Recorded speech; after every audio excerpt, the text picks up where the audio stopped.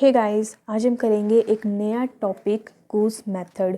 Goose method जो है एक ये भी काफ़ी इंपॉर्टेंट टॉपिक है। क्योंकि इसके ऊपर डायरेक्ट क्वेश्चन आता है, डायरेक्ट आपसे पूछा जाएगा कि डिफाइन गूस मेथड, इसलिए थोड़ा इंपॉर्टेंट टॉपिक है। एंड सिंपल सी आपको कुछ इसमें बातें याद रखनी है, कुछ थ्योरीज लिखनी है और एक छोटा सा डेरिवेशन निकालना है।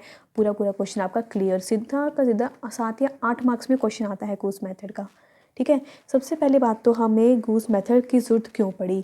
हमें गूस मेथड की ज़रूरत पड़ी फॉर मेजरमेंट ऑफ काई। अभी हम पढ़ के आए हैं पिछली वीडियो में मैग्नेटिक ससेप्टिबिलिटी। तो उस केस में हमें अगर हमें काई निकालना पड़े कुछ ऐसे सब्सटेंसेस के लिए जिसका हमें नहीं पता कि वो पैरा है, डाया है या फेरोमैग्नेटिक सब्सटेंस है, ऐसे केसेस में हम यहाँ पे काई कैसे निकालेंगे, तब हमें गॉस मेथड की ज़रूरत पड़ती है।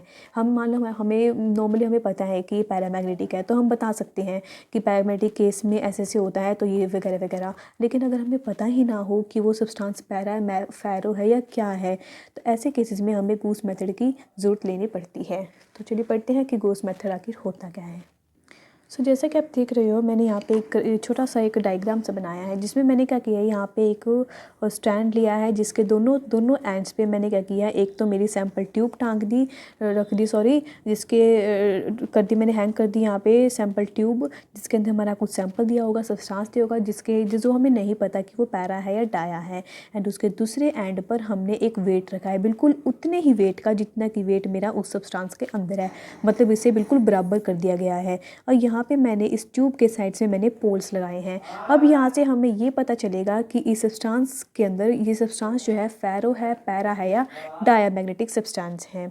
कैसे पता चलेगा? मैंने यहाँ पे जो है ये इलेक्ट्रिक फील्ड यहाँ पे लगाई है। अब ये जो ट्यूब है ये जो ट्यूब है, इस ट्यूब से जो ये बोतल हैंग हो रखी है, इस बोतल के साइड्स में ये फील्ड पोल्स लगे हैं। पोल से इलेक्ट्रिक फील्ड जनरेट होगी। तो अगर अगर मेरी जो बोतल है, अगर मेरी बोतल नीचे की तरफ खिसक जाए, मैंने थोड़ा पास बना दिया एग्जैक्टली जो है। ये कैसे होता है एग्जैक्टली, मान लो मेरी ये ट्यूब है, ठीक है। ट्यूब इतनी ऊपर रखी होती है और फील्ड जो है इसकी तरह ऐसे इधर होती है। जो हमारी नॉर्थ और साउथ पोल्स होते हैं वो थोड़े दूर दूर होते हैं, नीचे होते हैं, और ये ऊपर रखे होते हैं। तो कुछ इस तरह से होता है, ठीक है। मैंने पहले थोड़ा वो बना दिया था। तो यहाँ पे हमारा कोई सब्सटेंस है, ये हमारी वेटेज है।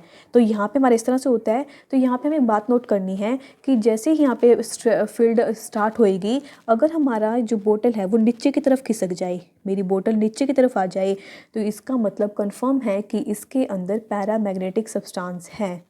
इसके अंदर पैरामैग्नेटिक सब्सटेंस है। अगर मेरी बोतल जो है नीचे की तरफ खिसक जाए, तो वहाँ पे कंफर्म हो जाएगा कि वो पैरामैग्नेटिक है। लेकिन अगर मेरी बोतल इससे और भी दूर चली जाए, फील्ड से और भी दूर चली जाए, तो कंफर्म है कि मेरा वहाँ पे डायमैग्नेटिक सब्सटेंस है। लेकिन अगर मेरी जो बोतल है ये बहुत ज़्यादा नीचे तक आ जाए, बिल्कुल ही इसके बिल्कुल पास में पहुँच जाए, बिल्कुल इनके पोल्स के पास, बिल्कुल और बहुत ज़्यादा नीचे, पैरा से भी नीचे पहुँच जाए, तो कंफर्म हो जाता है कि वहाँ पे फेरोमैग्नेटिक सब्सटेंस है।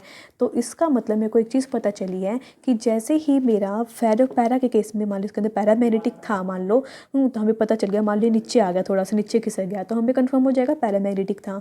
तो इससे क्या फ़र्क पड़ा, इससे मेरा वेट जो बराबर था, तो ये बाद में थोड़ा नीचे की तरफ आ जाएगा, ये ऊपर की तरफ उठ जाएगा। इससे क्या शो होता है कि जो ये वाला वेट था वो इंक्रीज़ हो गया। नॉर्मली इंक्रीज़ नहीं हुआ, हमें पता है सब्सटेंस उतना ही वेट का है, लेकिन फील्ड की वजह से मेरी बोतल नीचे की तरफ खिसक गई, जिसकी वजह से ये जो है इस तरह से बन जाएगा।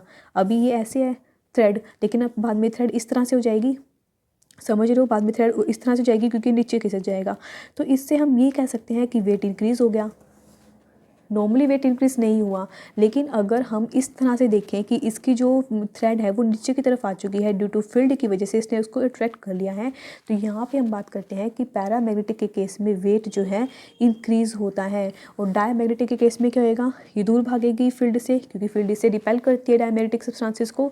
तो मेरी जो थ्रेड है वो अब की बार इस तरह से जाएगी, अब की बार उसका वेट ज़्यादा हो जाएगा, इसका वेट कम हो जाएगा, सैम्पल ट्यूब का वेट कम हो गया, मतलब हमारी डायमैग्नेटिक के केस में सैम्पल ट्यूब का जो वेट है वो डिक्रीज़ करता है। और फेरोमैग्नेटिक के केस में बहुत ज़्यादा हाई, मतलब बहुत ज़्यादा, क्या लिखेंगे अब, तो बहुत ज़्यादा इंक्रीज़ करता है। मोर का बहुत ज़्यादा इंक्रीज़ हो जाता है, इसका वेट बहुत ज़्यादा, वो वेट बोतल नीचे चली जाती है। ओके। तो यहाँ पे हमें सिर्फ ये 3 चीज़ सबसे ज़्यादा इंपॉर्टेंट करनी है। नॉर्मली हमें देखने से पता है कि वेट दोनों का बराबर है, लेकिन जैसे ही हम इसको अपने इसमें कंसेप्ट लगाएंगे कि हमारी जो है पहले थ्रेड नॉर्मल थी लेकिन अब इस तरह से हो चुकी है, मतलब ये वाली साइड जो है ज़्यादा वेटेज कर चुकी है ड्यू टू फील्ड, तो इसका मतलब पैरामैग्नेटिक के केस में वेट हमेशा इंक्रीज़ होता है, डायमैग्नेटिक के केस में वेट कम हो जाता है, फेरोमैग्नेटिक के केस में बहुत ज़्यादा इंक्रीज़ हो जाता है वेट, मतलब बहुत ज़्यादा नीचे आ जाएगी और भी नीचे आ जाएगी, क्योंकि फील्ड तो उसको बहुत स्ट्रॉन्गली अट्रैक्ट करती है ना फेरोमैग्नेटिक सब्सटेंसेस को। तो इसी केस में यहाँ पे हमारा वेट में हमारा क्या हुआ है, चेंज इन वेट हुआ है, तो वेट में हमारा चेंज आया है, फेरो पैरा डाया कोई भी हो वेट में चेंज आएगा ही आएगा, तो उसका हम रिलेशन पढ़ेंगे मैग्नेटिक ससेप्टिबिलिटी के साथ। सिर्फ एक फॉर्मूला याद करना है, delta M G is equals to 1/2 psi minus psi A into में ए एच का स्केयर। सबसे ज़्यादा इम्पोर्टेंट फॉर्मूला है ये गोस मेथड का, इसी से हम यहाँ पे मेजरमेंट कर सकते हैं किसकी, साई की, किसकी, काई की। डेल्टा एम जी हमारा वेट जो हमारे सैम्पल ट्यूब के उसमें होएगा, एंड हमारी हाफ साई काई नॉर्मल काई माइनस काई ए का मतलब मैग्नेटिक ससेप्टिबिलिटी किसकी, एयर की, किसकी, एयर की। एंड हमारा ए क्या है, ए है हमारा area of cross section of sample, and हमारा एच क्या है, मैग्नेटिक फील्ड स्ट्रेंथ, आपको पता है, बस ये हमें ये फॉर्मूला बिल्कुल रट लेना है। ओके।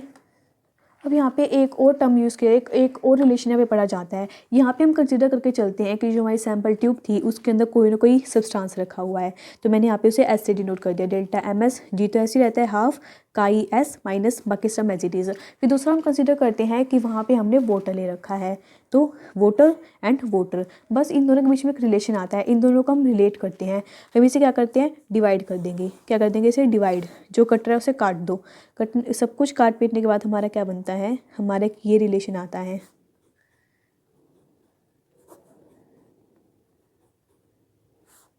सबसे ज़्यादा इंपॉर्टेंट रिलेशन यही है। नॉर्मली हम क्या करते हैं, हम सिर्फ एक समझ मान के चलते हैं कि सैम्पल ट्यूब के अंदर कोई ना कोई सब्सटेंस रखा है, तो मैंने उसे ऐसे डिनोट कर लिया।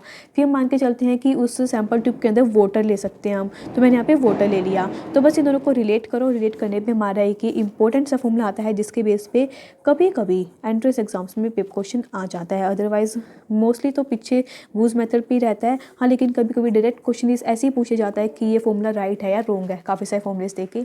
तो यही पे हमारा ख़त्म होता है गोस मेथड।